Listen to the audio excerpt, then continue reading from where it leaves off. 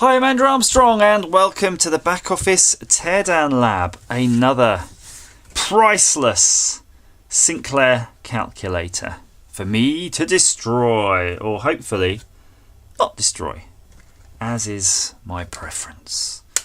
This one, fortunately, I've done a bit of preemptive work on it, and I didn't do any work on it, just a quick test, and it does work. So that's certainly a long way to go in the sort of testing process.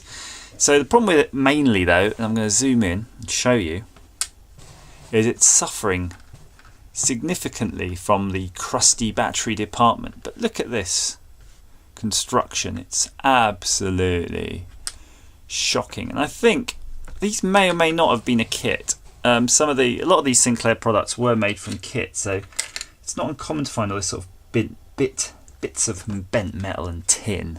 So with a bit of luck, it might need a little bit of a scrape away, and we'll just plop it all back together. But first things first, I'm going to turn off the camera and go find some batteries. Batteries ahoy! Good. Now, something I haven't obtained yet, and everybody keeps telling me to get one, is get yourself a fiberglass cleaning scraper thing. And I don't have a fiberglass scraper thing. I've only got a set of these ear cleaning tools. You can see you got a reamer, you got a knifer, you got a scooper, you got a hole popper, you got a zip zapper. So I'm going to have to improvise here, and I'm going to improvise with this scratchy screwdriver. I think I'm going to do a bit of scratchy screwdrivering and see how corroded these really are. Well, there's definitely, you can see corrosion on them. Oh, so easy to break though, because it is just literally bits of cut metal. That being said though, it doesn't look like anything's coming off, does it?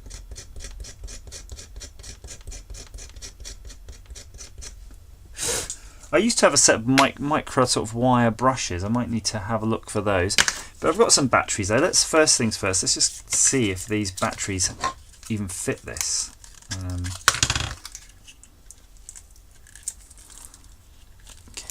Get them out, get those batteries out. I think that's going to go that way. Yeah, they do fit. So first thing, let's just fit some batteries, because if it works, we don't need to fix it. I've learnt my lesson with things like that. If it ain't broke, don't fix it. Don't even attempt to fix it. Not even at any point. You ain't going to fix it anymore.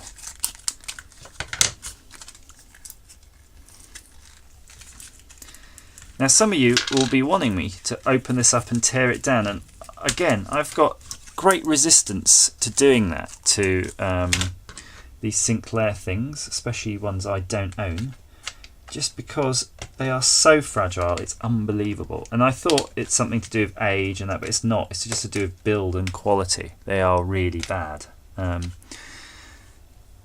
Maybe they were good for the day, I don't know. Someone's going to write in probably, or write down below, yeah, no, they were rather good. I think you'll find it was a product of the era, blah blah blah blah. Maybe. But I think there's plenty of other examples of things lying around, Casios and whatnot, of the same era that aren't built this shoddily. And this has got araldite on it. I mean, I've never seen... There we go, look at that, it's a bit of shine. Any Casio calculator which uses araldite as part of its construction. So we're just going to clip that in. Clipped on. And the moment of truth. Yeah, absolutely nothing. So, hack. That's annoying. And it's annoying because I kind of tested it before with bits of wires and stuff directly, and you can see if you look down the edge of this, there is actually quite a lot of corrosion in there, and I don't even know how it comes apart. and I'm just being very, very ginger. I'm assuming it's sort of clipped, but there's only so much you can get at from here.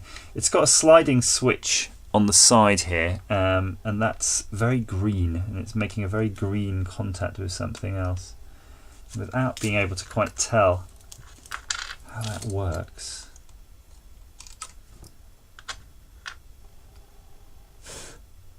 Yeah,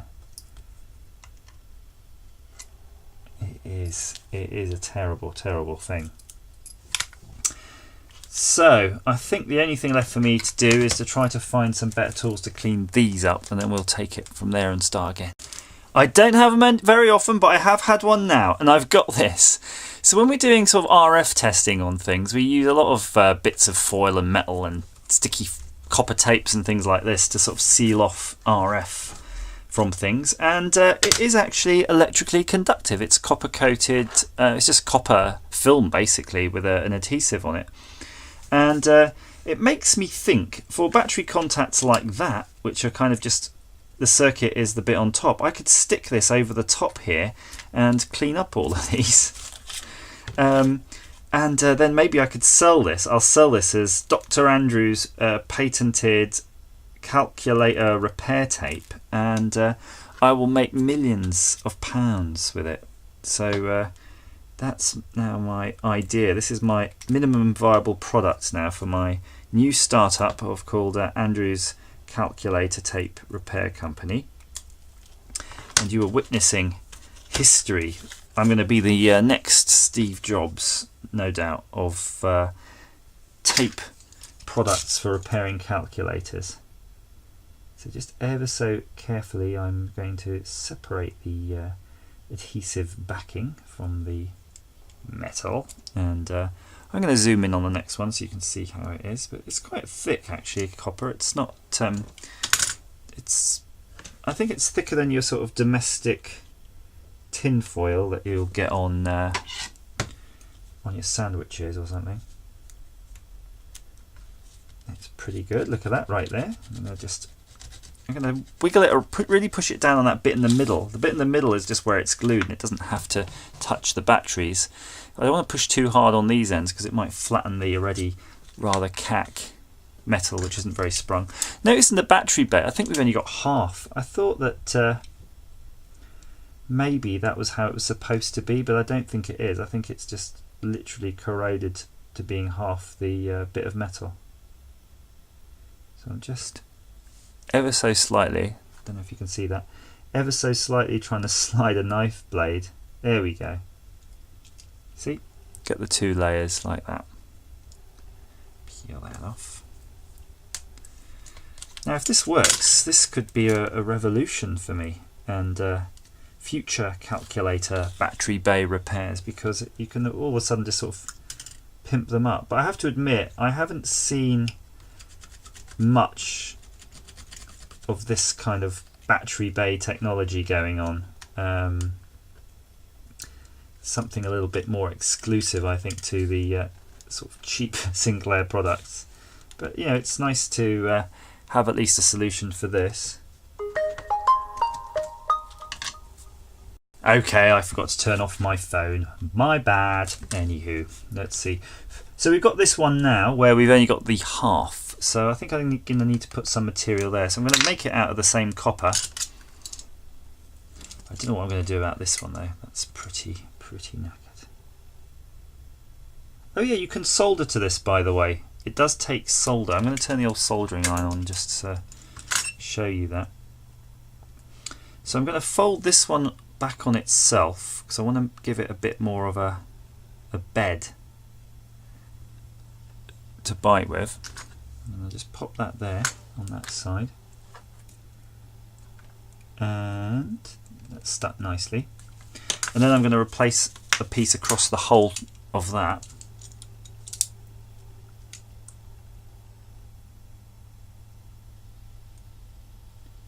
Come on, there we go. Again, winter is a-coming. I can feel my hands starting to get cold now. That is a difficult issue for me in fine work. my mighty fine work, because cold hands are bad hands. So just going to tuck in. See, there's a bit of spare overhang edge there. I think if I'm dexterous enough with me cold hands. Oh yeah, there we go. I can just nibble those. Nom nom nom nom nom. So that's underneath there. That's good. So you've got that. That looks okay, this one. There's no corrosion on that, but that's just a little nubbing. So, my friend, let's make some nubbin repair. And that's why I've got my soldering iron on. So I'm going to try to do a bit of soldering surgery in there, and I don't fancy my chances. When you're soldering onto something a bit old and a bit crusty, your chances are slim. Slim at best. But I've got that there. Go. Maybe one more fold while I can. So I'm going to put this underneath. Right there. I do like the fact though that this repair resembles the kind of technology you would have got on the Sinclair thing. You know, it's not great. It's a bit, you know, pants looking. And if we can just solder a bit on that tag, it's going to be tricky. Take the solder, take the solder. Come on, take the solder. I'm getting all sorts of smells off this. It really doesn't want to take the solder.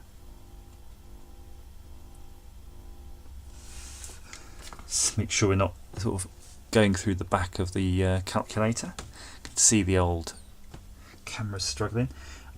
It took a bit of solder. What can I say? It took a bit. Let's try a little bit on here too, just as a kind of a tin, really. Tinning. Tin it. Yeah, that actually did take some. Good. That's a goodly little go there. That looks, oh god, camera does not like that. So there we go. We've got our tangs all in there. We've got our ones on there. Let's see if it works this time with the batteries. Or has my solder now made the battery bay too tight and it's all going to go cack?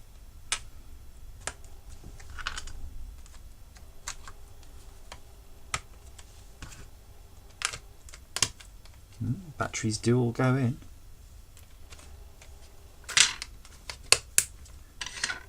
As does the clippy thing.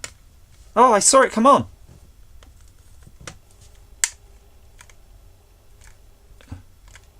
It did come on! I don't know if you saw that.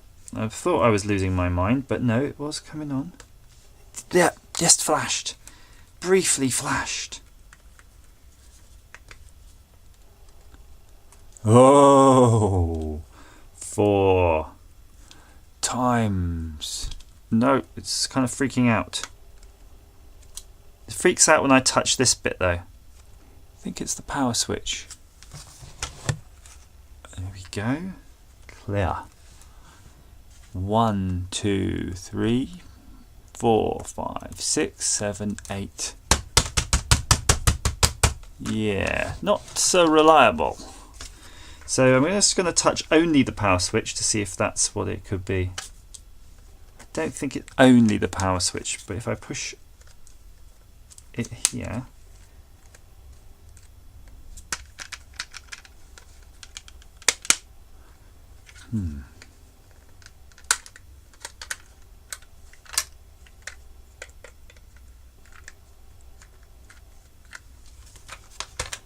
Just noticing something here, that this thing where it grabs the battery cover grabs into that, and that's perched on this lid, which looks like it can and is leverable. So yeah, there's a bit of strain there. But that's good so far. That's a good first start. So we could see that it was kind of working. I just need to see how good a contact those two things are making, because if that could be all it is, so we'll put our meter on buzzy mode.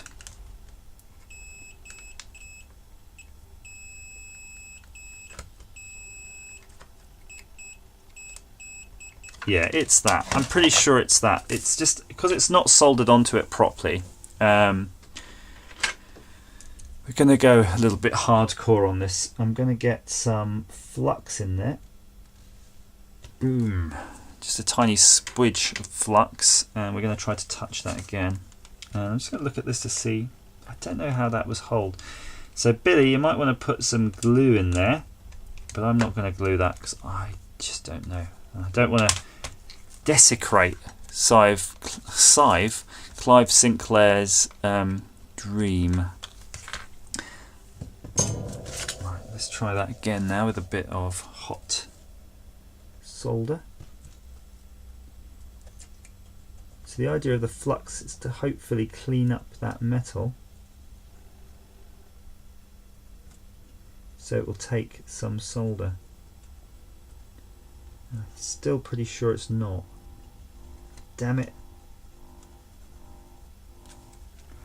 Not quite sure what they made it out of. Something, some alien technology that only Sinclair was privy to.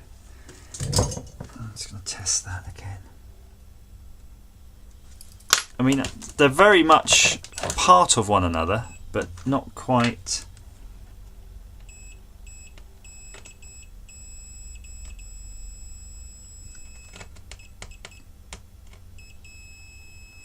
Sounds pretty good to me. But I can see, I can actually see on the PCB where that tag connects. I could probably remove it and just put copper straight down. Not sure I want to do that just yet. I'm going to try to see if I can just... No, I think I'm going to leave it. Just that wafer thin repair I don't think is necessary. I think I'll just leave it right now and just have a look. Okay, so it is sitting proud. We don't want it to sit proud, so... Let's try some braid, shall we? Get a bit of braid in there, see if we can get the remnants off of our excess solder. I could do a different shape tip for this. I'm not going to bother messing with that right now. Ooh. Dang it. Touched a bit there with my bloody soldering iron. Billy, I am absolutely sorry about that. And I'm not happy now.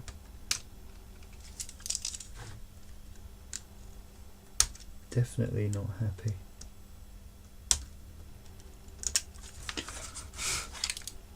I thought that piece went under, but it is actually just part of that top, so I think I'm going to have to bloody glue it too. It's making work now. Making work for me. I might have to replace that whole bit if I can't trim it nicely.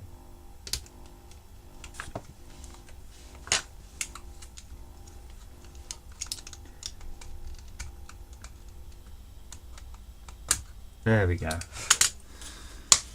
Right. Let's clean up this battery bay.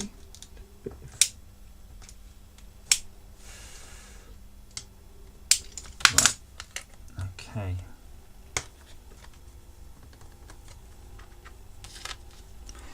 Batteries are going in.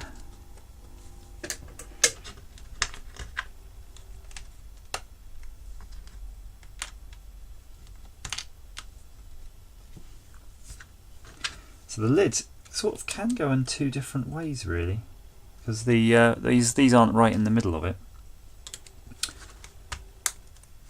Whichever way works will suit me. So we've got it on. Nothing.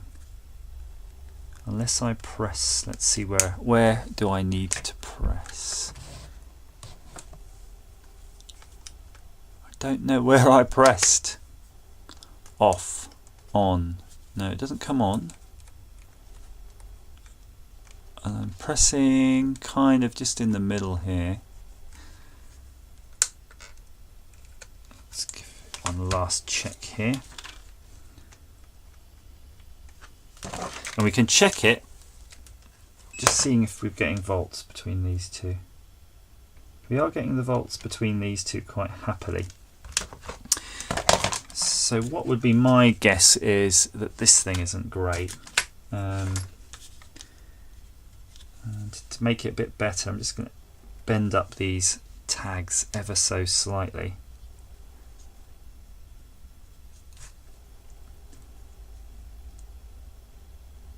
Now that we've copperified them as well, it should be a bit nicer. I might, I don't know, the wafer thin repair, I might just put a tiny blob of araldite in there to hold that edge on, but again.